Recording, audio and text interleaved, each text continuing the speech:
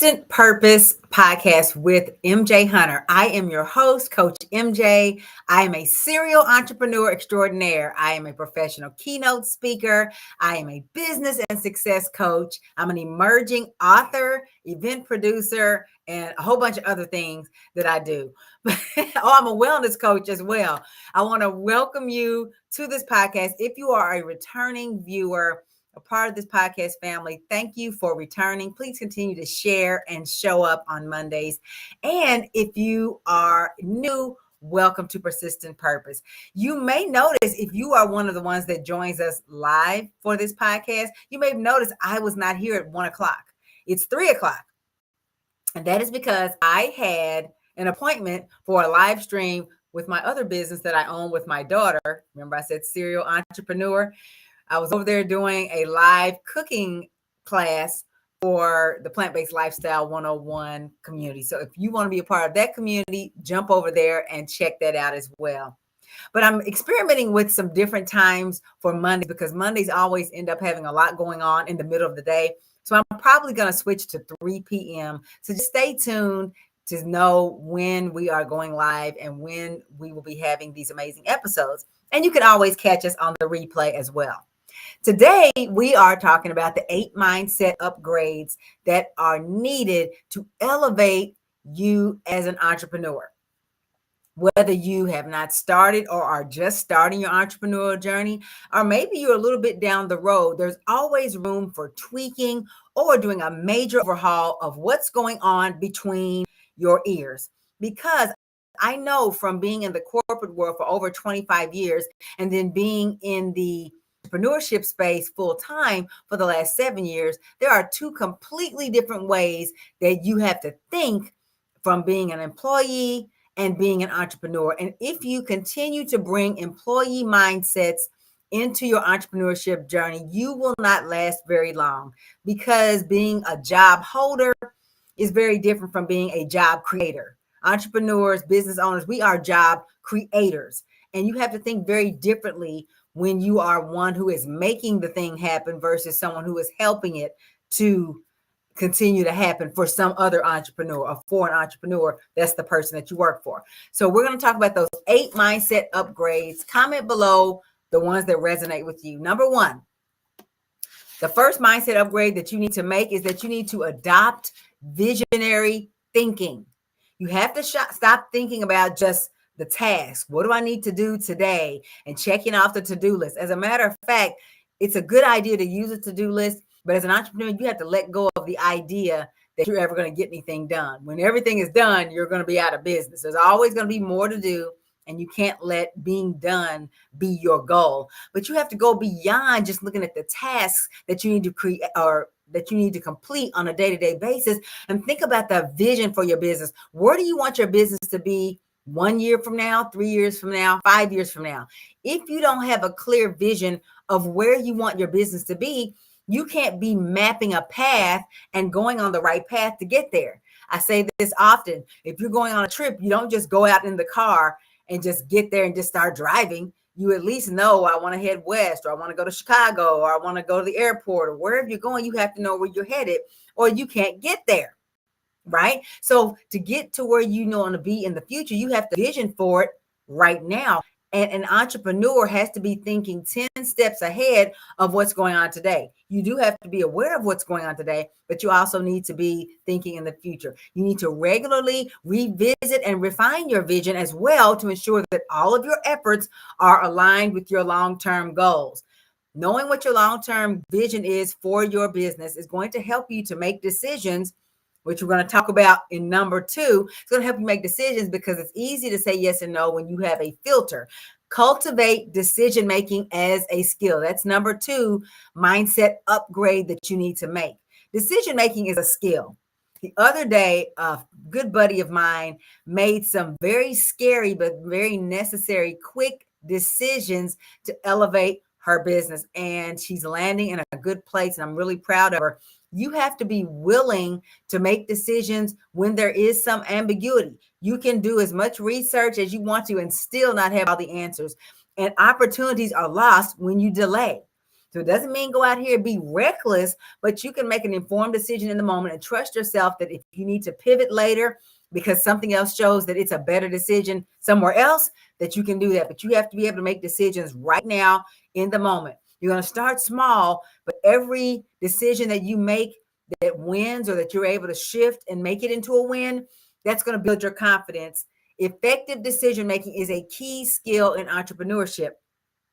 And tying it back with having a vision, if you know where you're headed in advance, it's easy to know what to say yes or no to, because you can always use the filter of, does this help me with this partnership, with this purchase, with this decision, help me to get to where my vision is? If it's a yes, then it's a yes to the decision. If it won't help you get there, then it's a no, or maybe a wait until later. So cultivating decision as a skill, it's not going to be in the place of being afraid. My friend who made that quick decision she made to upgrade her business, she was scared the whole time. She could barely breathe, but she did it anyway. You don't let the fear stop you. And if I had to add a ninth mindset upgrade to this list, that would be feeling the fear and doing it anyway. In a job, you can have a manager that you might go to, a leader, and they can shoulder the burden of that ambiguity and that fear. But as an entrepreneur, you don't have that. You have to be willing to make decisions and take action even when you're afraid. So don't think that when you're seeing entrepreneurs doing all these big things that they're not afraid. Even wealthy entrepreneurs, they don't want to lose $1 million. You might think, oh, they've got 10 million. It's okay. That it's easy for them to spend 100,000. They don't want to lose that. They wouldn't have the 10 million if they were frivolous with the 100,000. So no matter what level you're on, it's always scary to make those big decisions, but you have to cultivate decision-making as a skill in order to progress as an entrepreneur. Next, and it's kind of related to what I was just talking about, you have to embrace risk and accountability. At the job, the person that owns the business, the people that run the business, your boss, whoever it is, they are shouldering the risk. They are the ones that are ultimately accountable. You have very little accountability at most jobs. There are some jobs where, well, actually, there's a lot of jobs where you have accountability, but the ultimate accountability and risk for the business being open belongs to the person who owns it. As an entrepreneur, you don't have a safety net. And quite frankly, I don't think you have one as an employee, but that's a different conversation for a different podcast and a different episode. But there's no safety net as an entrepreneur. Everything rides on you and on your shoulders. And while that can be scary, that's also very liberating, because you also know nothing can hold you back except you. You don't have to be worrying about getting somebody's opinion or somebody's approval, or they think that we should do this. You don't have to worry about that. But you also have no safety net. Take calculated risks and hold yourself accountable to the outcomes, whether they're positive or negative. This is going to build that agility, that ability to pivot, that ability to bend, don't break like a bamboo in the wind. That's going to build your resilience and your ability to adapt to change. There's always going to be something changing in the business world. And actually, even as an employee, you might be aware of the changes and the vicissitudes in the business that you work for, but you can't do anything about it. As an entrepreneur, it's on you to take on that risk and to hold yourself accountable. But the beautiful thing is, even if you don't like what you have to hold yourself accountable for, you are in the power seat, you are in the driver's seat, and you can change it if you want to change it and do better next time. And that's ultimately what we all want. It's just the ability to do better next time. The fourth mindset upgrade that you need to elevate as an entrepreneur is to focus on revenue and profit. Again, it comes down to having that filter. What do I say yes to? What do I say no to?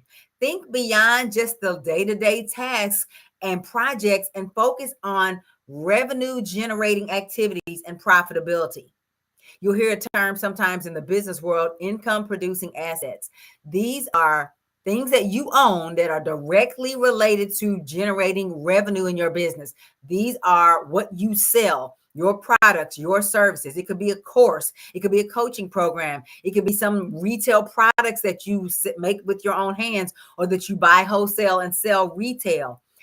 Your services, if it's a professional service, whatever it is that you sell, these are your assets. Your knowledge is an asset, especially if you have packaged it in such a way that you can sell it. You want to own as many income producing assets as you can.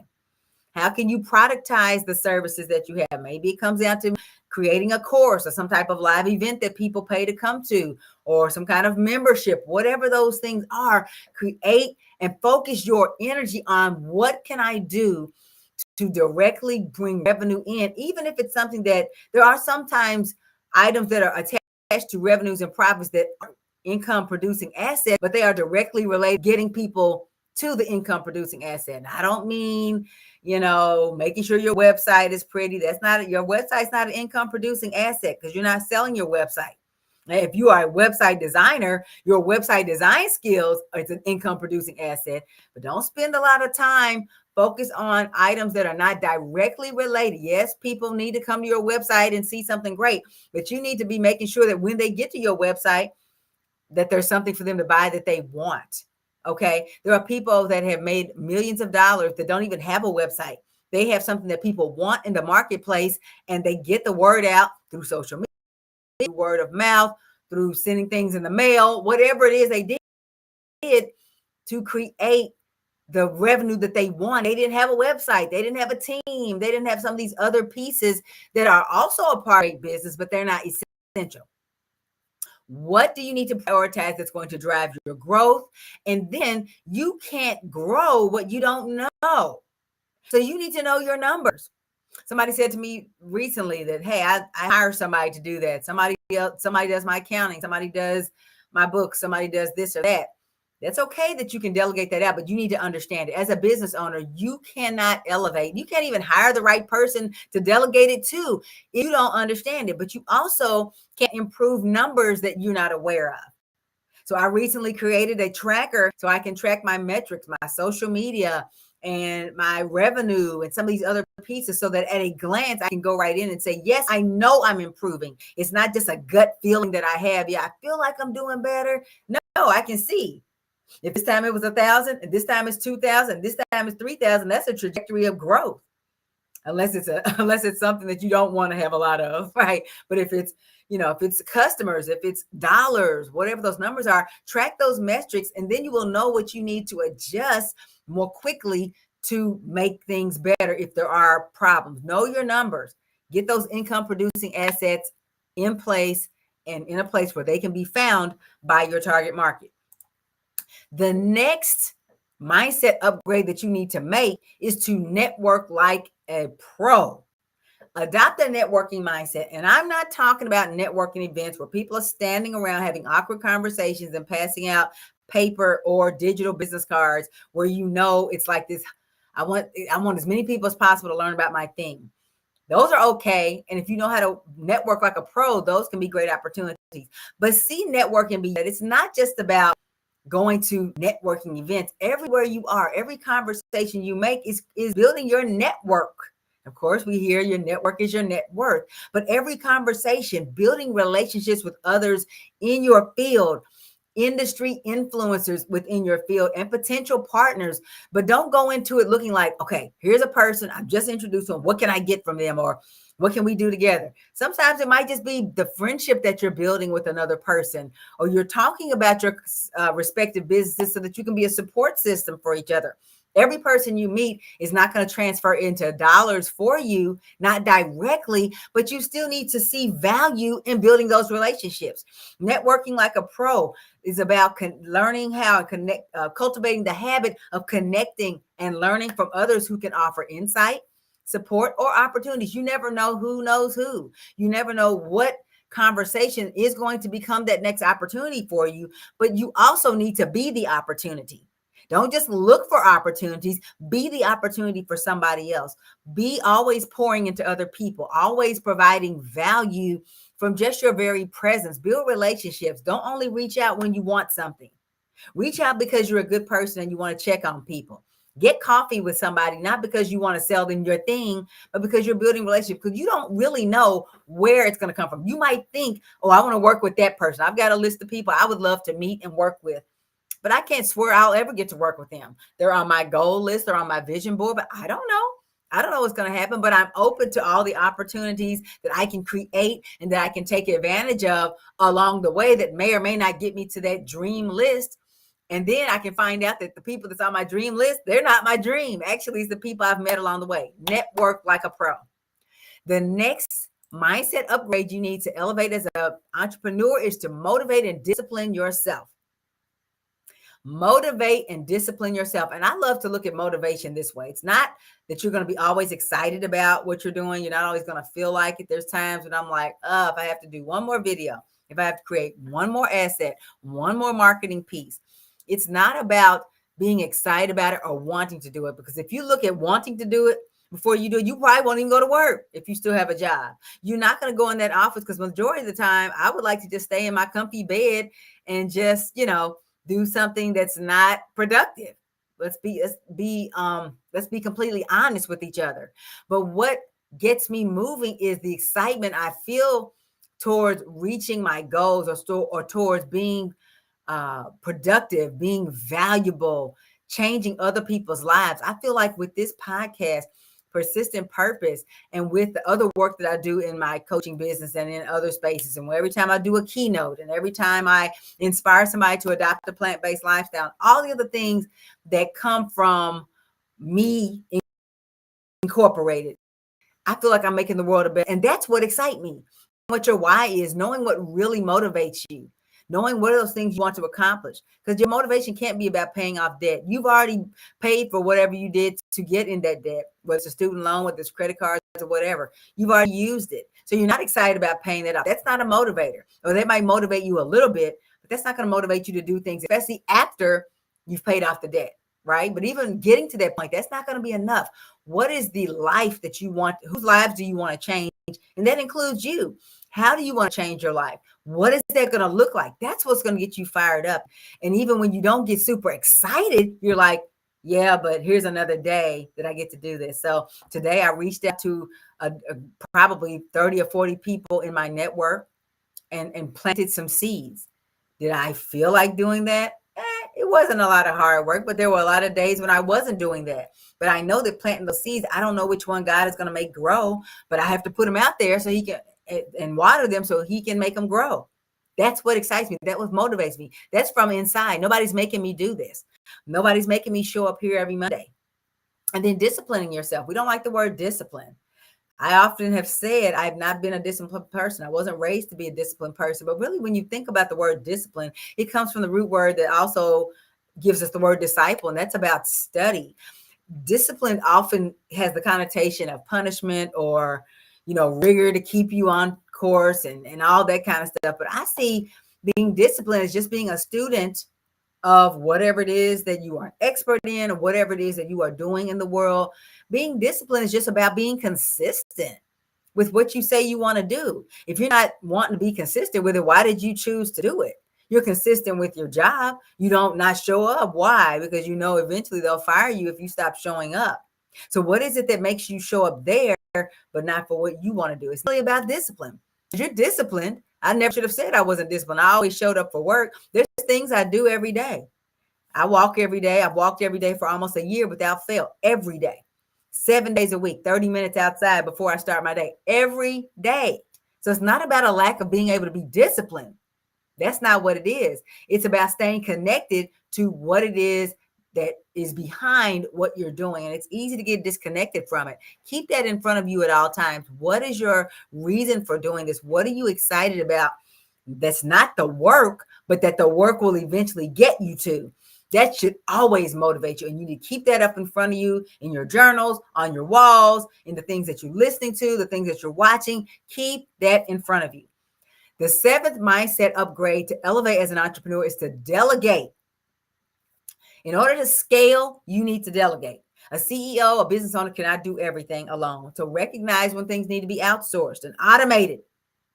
I'm going to be doing some work in my business, so you need to stay tuned in my Coach MJ Empowers business. Right now, we're focusing on marketing, but then we're going to be adding on some pieces about automating to free up your time. If you strategically automate tasks, there are so many technological tools that exist that can make the work that you're doing on the one-offs and they're doing manually can be done in seconds. And then you need to outsource. Maybe you can't hire a full-time VA, but maybe you can hire somebody for 3 or 4 hours a week that's maybe offshore, maybe in a country where you can pay less by the hour and get an expert and get a professional. I know a lot of my fellow entrepreneurs that do that. You can do a few of them a week. So if you're paying somebody $10 an hour, that's not a lot in American money, but maybe you're hiring somebody that's overseas. Maybe they're in the Philippines. Maybe they're in a country in Africa. Who knows? That's a lot of money to them, but it's just 40, 50 bucks to you. What could you do with that time that you got back? You have to look at it that way. You can't keep saying, I can't afford it. You think everybody else could afford it before their business blew up? You need to hire somebody and outsource things before you think you can afford it. Before you think you can afford it, because as soon as you free up your time, the moment you free up your time, you're free to do other things. I cannot wait to rehire another VA. That's one of the first things in the new year is to get some help, because a lot of these manual tasks, I'm good at them. I can do them, but they are not the work that me as the creator, as the CEO needs to be doing. I need to outsource that and be a job creator. In order to scale, you have to delegate. The longer you do everything yourself, you're not really an entrepreneur. You own a business. And that's not the same thing. You could even be self-employed, but you have just purchased a job, but the job owns you, because now you have to do everything. You went from a job where somebody else had the responsibility, the risk and accountability, and now you've bought a business. But if you're the one doing all the work, you just bought a job, and now you have extra stuff that you didn't have. Oh, if I'm gonna have a job, somebody else is gonna do all the back office work. Okay. If I'm gonna have a business, it needs to be set up in such a way that I don't have to do all the things. And that's what I want for you.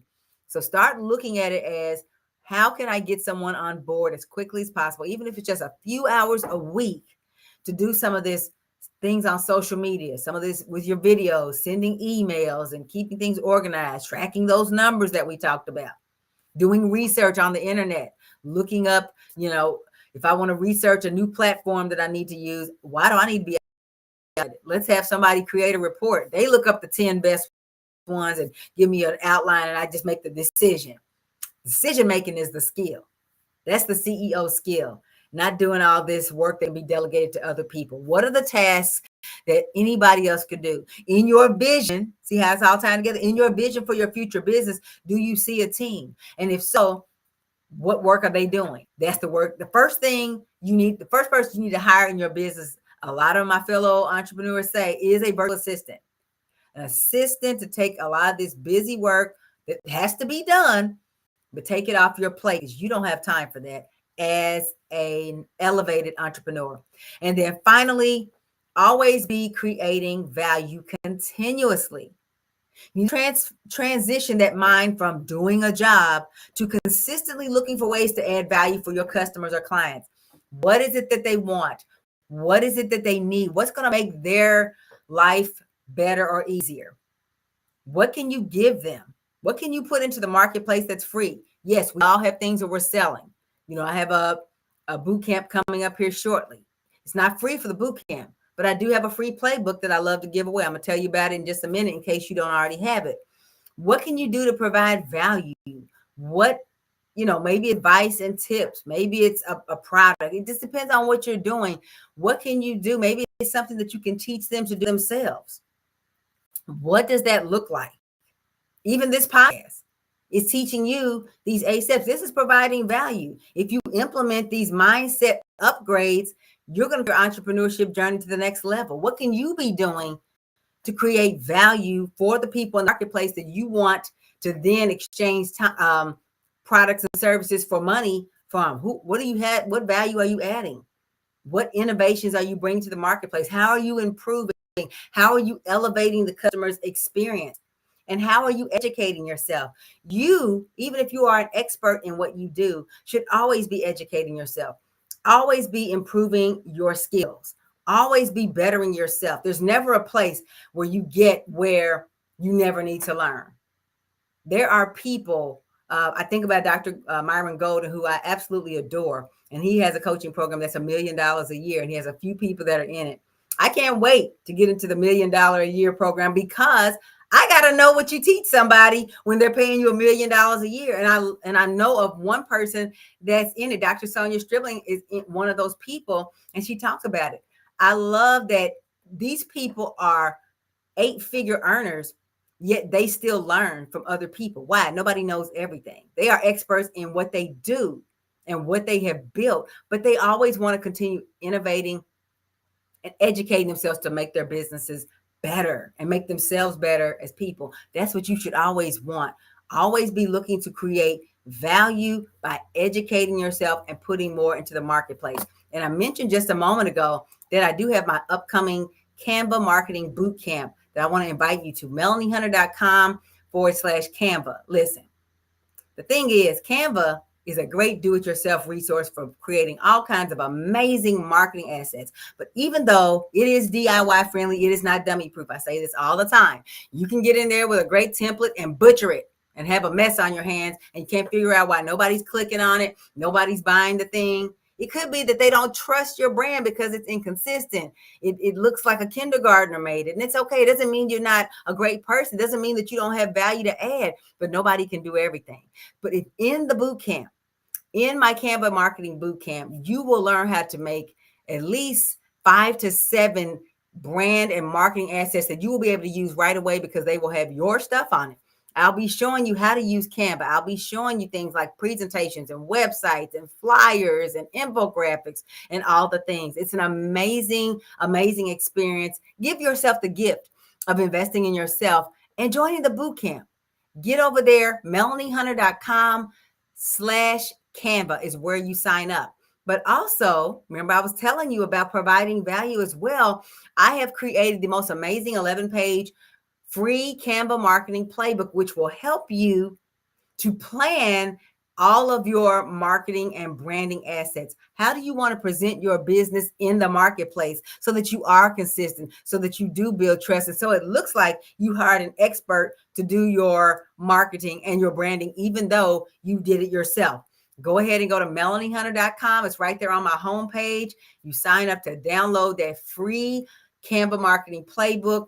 Start filling it in, start making plans for your brand, start making plans for your marketing, and then go ahead and join the boot camp. You'll see the link at the top of my homepage, or go to melaniehunter.com/Canva to get into the boot camp. That's going to do it for me. Again, I'm Coach MJ. This has been Persistent Purpose Podcast. I am committed to helping you to pursue your purpose with persistence. So until the next time, keep pursuing your dreams, keep showing up and doing